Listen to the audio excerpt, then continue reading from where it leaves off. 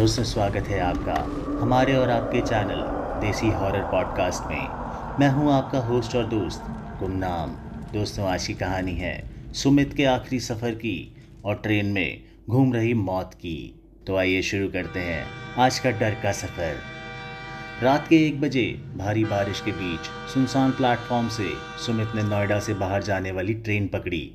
Train लगभग खाली थी।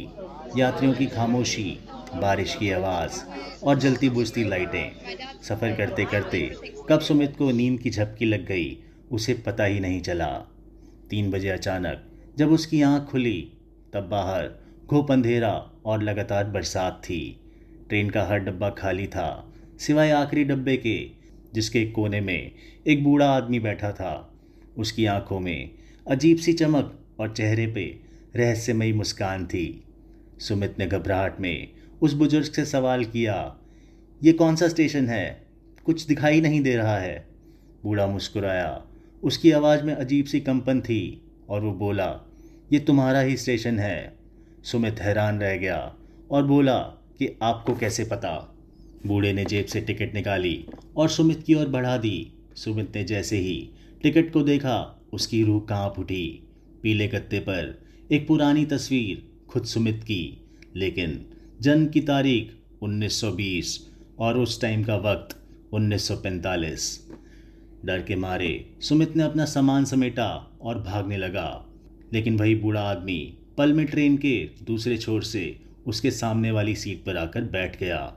उसका चेहरा अब और विकृत था, हंसी और तेज, आंखें गहरी, मानो किसी दूसरी दुनिया का आदमी हो। ट्रेन की बत्तियां एक एक करके जल बुझ रही थी। सुमित के जहन में अपनी दादी की कहानी कौंध गई। उसके परिवार के एक पूर्वज ने सालों पहले एक दंपति की निर्मम हत्या कर दी थी। अपराध सिर्फ एक बदनीयती की वजह से हुआ था, क्योंकि उस आदमी की बीवी पर सुमित के रिश्तेदार की बुरी नज़र थी। ट्रेन की रफ्तार अभी किसी सामान्य ट्रेन की तरह नहीं थी। इंजन की आवाज़ अब किसी जानवर की तरह गुर्राहट जैसी लग रही थी। सुमित पसीने में तरबतर, रुकती सांसों के साथ उस बूढ़े की आंखों में देख रहा था। उसकी आंखें अब और भी डरावनी हो चली थी। वे आंखें कोई और नहीं, जैसे खुद उसकी आत्मा में झांक रही थी। बूढ़ा धीमे से बोला, तेरे पुरखों ने हमें न मिटा पाया, पर आज तू खुद मिटने आ गया है, अपने पैरों से, अपनी टिकट के साथ। सुमित भागने को हुआ, पर उसका बदन जैसे जम चुका था। उसकी आंखों के सामने सब घूमने लगा। उसके दादी द्वारा बताई गई बातें, खून की बूंदें, चीखते चेहरे और एक औरत की करुण पुकार। हमें जिंदा जलाया था सुमित, तेरे ही खून ने। एक झटका, एक जलन सी महसूस हुई, जैसे किसी ने सुमित की बाह पर जलती अंगार रख दी हो। दोस्तों, ये यात्रा अब सिर्फ रेल की नहीं थी, ये समय की यात्रा बन गई थी।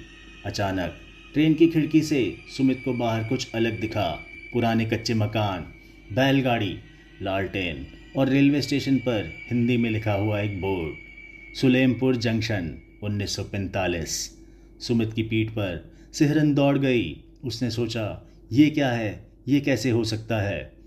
ट्रेन की बत्तियां अब पुराने ज़माने की दीपक बन चुकी थी। कोयले सी चलती ट्रेन, जिसमें सभी मुसाफिर अजीब शांत चेहरों वाले थे, जैसे किसी चुपचिता की शोभा बढ़ा रहे हों। दोस्तों, कहानी में आगे बढ़ने से पहले आपको सलेमपुर के बारे में बता देते हैं। सलेमपुर गांव 2 व्यक्तियों के लिए मशहूर था। राय साहब हरनाम सिंह, जो कि सुमित के पूर्वज थे, जो कि एक स्थानीय जमींदार थे। वकील देवकी नंदन, एक सीधे साधे कर्मठ आदमी, जो अपनी पत्नी गौरी देवी के साथ रेलवे क्वार्टर में रहते थे। गौरी बेहद सुंदर थी और उनकी खूबसूरती राय साहब की हवस भरी नज़रों से बच नहीं सकी। लेकिन गौरी ने हर बार राय साहब की उनको छूने की मंशाओं को आग में मिला दिया था, उन पर हर बार पानी डाल दिया था।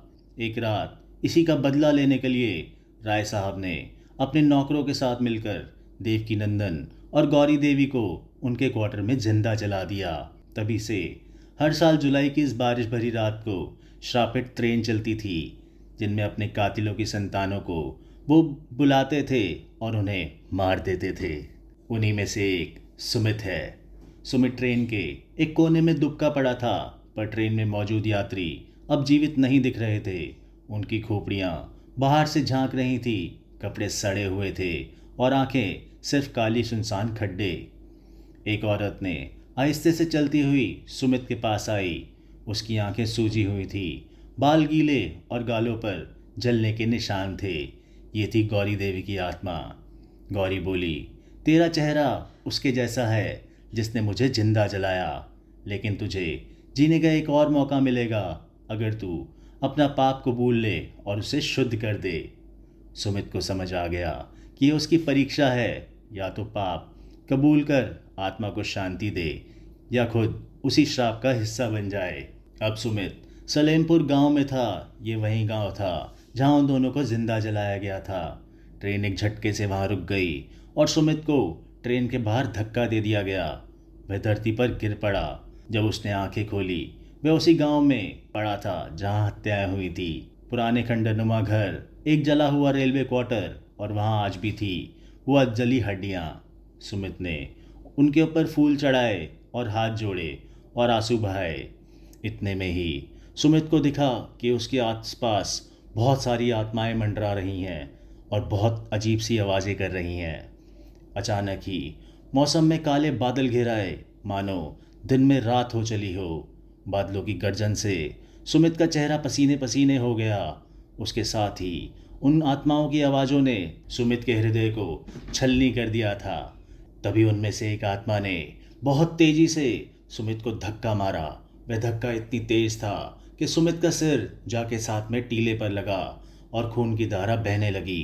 सुमित बहुत बुरी तरह झल्ला गया, बहुत घबरा गया और बहुत बुरी तरह रोने लगा।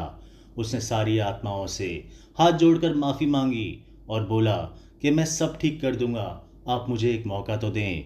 लेकिन आत्माएं बिल्कुल मानने को तैयार नहीं थी। उनको सुमित पे बहुत ही क्रोध आ रहा था और वो सुमित को मार देना चाहते थे। तभी उस बूढ़े की आत्मा ने बोला, चलो इसे एक मौका देते हैं अपनी भूल का प्रायश्चित करने का। इस पर सुमित ने बोला, मुझे माफ़ कर दो, उनसे जो हुआ सो हुआ। उनका खून मेरी रगों में ज़रूर है, लेकिन मैं उनमें से नहीं हूँ और मैं वो भी नहीं हूँ। मैं सब ठीक करना चाहता हूँ। वहीं पास के बरगद के नीचे उसे एक पुराना संदूक मिला। उसके अंदर वही दस्तावेज थे जिनमें राय साहब के अपराध चिन्हित थे। सुमित ने सभी सबूतों को इकट्ठा किया और पास की कोतवाली में जाकर जमा कर दिया और वो सबूत प्रशासन तक पहुंचा दिए। जैसे ही अंतिम सबूत की फाइल स्टेशन मास्टर ने ली, वहाँ की हवा का रुख बदल गया। जली हुई हवाएं ठंडी होने लगी। मंदिर की घंटियाँ अपने आप बजने लगी। बरगद के पत्ते हरियाली होते चले गए।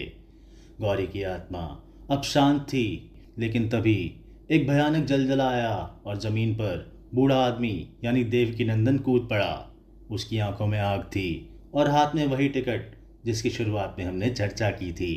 वह बूढ़ा बोला कि तू तो बाहर निकल गया, लेकिन हर साल कोई तो आएगा इस ट्रेन में, और जब तक इंसान के भीतर हवस रहेगी तब तक हम लौटते रहेंगे। ये बोलकर वो गायब हो गया। सुमित की आंखें खुली और वे फिर से उसी की ट्रेन के डब्बे में था, लेकिन सब सामान्य लग रहा था। बत्तियां अब जल रही थी। ट्रेन में सहयात्री थे और स्टेशन का नाम गाजियाबाद दिख रहा था। उसके टिकट की तारीख भी अब 2025 थी, लेकिन उसकी जेब में वही संदूक वाला पर्चा था और जली हुई बूंदों के दाग अब भी उस पर थे। सामने से एक बच्चा हंस रहा था और वही बूढ़ा स्टेशन पर खड़ा था और धीरे मुस्कुरा रहा था। कहानी खत्म नहीं हुई थी। उसी दिन शाम स्टेशन पर एक और लड़का ट्रेन का इंतज़ार कर रहा था। बारिश शुरू हो गई थी। स्टेशन मास्टर धीरे से पास आया उसकी मदद के लिए। बातचीत में उस लड़के ने बताया कि मेरा नाम आरुष चतुर्वेदी है, मैं राय साहब हरनाम सिंह के पोते का बेटा हूँ। स्टेशन मास्टर ने उसकी तरफ देखा और गहरी आवाज़ में कहा, अंतिम डिब्बा तैयार है मुसाफिर, अब तुम्हारी बारी है। दोस्तों, श्राप कभी ख़त्म नहीं होते जब तक इंसान अपने अंदर के राक्षस को ना मार दे, वरना समय की ट्रेन बार बार लौटती है पुराने कसूरों का टिकट लेके। क्या आप अगली बार उस ट्रेन में सफ़र करने को तैयार हैं? अगर आपको ये कहानी पसंद आई तो वीडियो को लाइक ज़रूर कीजिए और हमारे चैनल को सब्सक्राइब कर लीजिए और इस वीडियो को शेयर करना ना भूलें। धन्यवाद दोस्तों, मिलते हैं आपसे अगले वीडियो में।